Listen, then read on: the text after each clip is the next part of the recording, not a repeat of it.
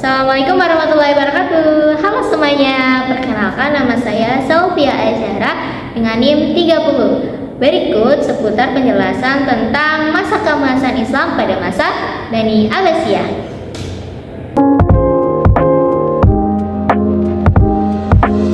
Pemerintahan Bani Abbasiyah. Sebelum pemerintahan Bani Abbasiyah, dulunya adalah pemerintahan Bani Umayyah.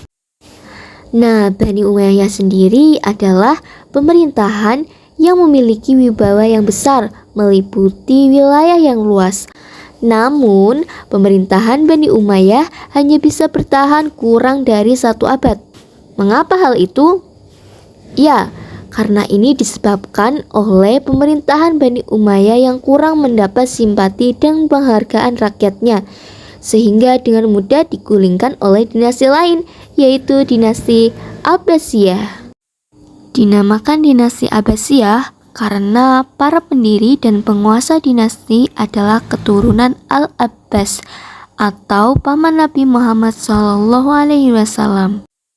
Dinasti ini didirikan oleh Abdullah As-Saffah ibnu Muhammad ibnu Ali ibnu Abdullah ibnu Al-Abbas, yang mana kekuasaannya ini berlangsung dalam rentang waktu yang sangat panjang dari tahun 132 sampai 656 Hijrah atau juga 750 sampai 1257 Masehi. Periode pertama. Pada periode pertama ini, pemerintahan Bani Abbas mencapai masa keemasannya yang dipimpin oleh 7 khalifah. Siapa saja sih? Oke, mari kita telusuri 7 khalifah pada periode pertama. Yang pertama ada Khalifah Al-Mahdi. Zaman pemerintahan Al-Mahdi terkenal sebagai zaman yang makmur dan hidup dalam kedamaian yang menunjukkan kematangan pemikiran dan kemajuan di bidang pemerintahan dan politik. Al-Mahdi juga merupakan Khalifah Abbasiyah yang pertama kali memperhatikan pengaduan dan penganiayaan, sehingga beliau dicintai oleh semua rakyatnya.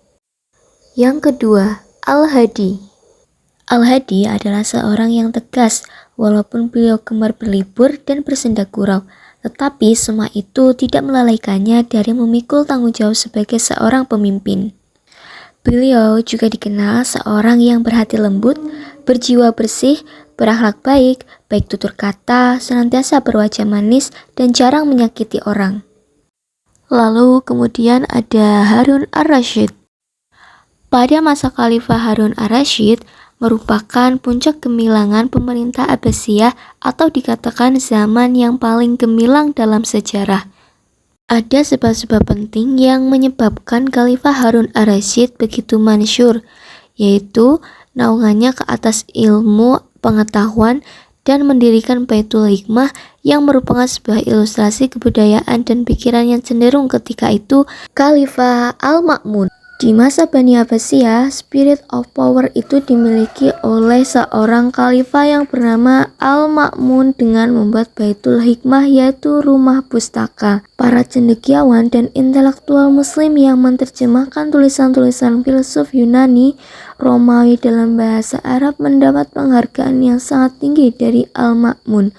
Baitul Hikmah telah mendorong perubahan yang sangat luar biasa di dunia Islam, seperti ilmu mantik, kedokteran, fisika, ilmu kemasyarakatan menjadi area diskusi publik umat saat itu. Berikutnya yaitu Al-Mu'tasim. Al-Mu'tasim seorang pejuang mutasilisme di istananya. Kebebasan diskusi tentang semua masalah diizinkan kecuali tentang dogma-dogma keyakinan yang baru. Tak hanya itu, beliau juga mendirikan sebuah istana, masjid, dan sekolah-sekolah. Khalifah Al-Wathiq. Al-Wathiq memiliki kepribadian yang luhur, berpikiran cerdas, dan berpandangan jauh dalam mengurus segala perkara, bijaksana, fasih, dan seorang penyair. Beliau merupakan seorang pelindung besar bagi pemikiran bebas, yang mana beliau juga memberikan uang untuk derma dan menolong ilmu pengetahuan sepenuhnya. Wathiq mempunyai keahlian dalam bidang musik, dan dikabarkan telah menciptakan 100 buah lagu dan nyanyian selama pemerintahannya. Yang terakhir yaitu Khalifah Al-Mutawakkil.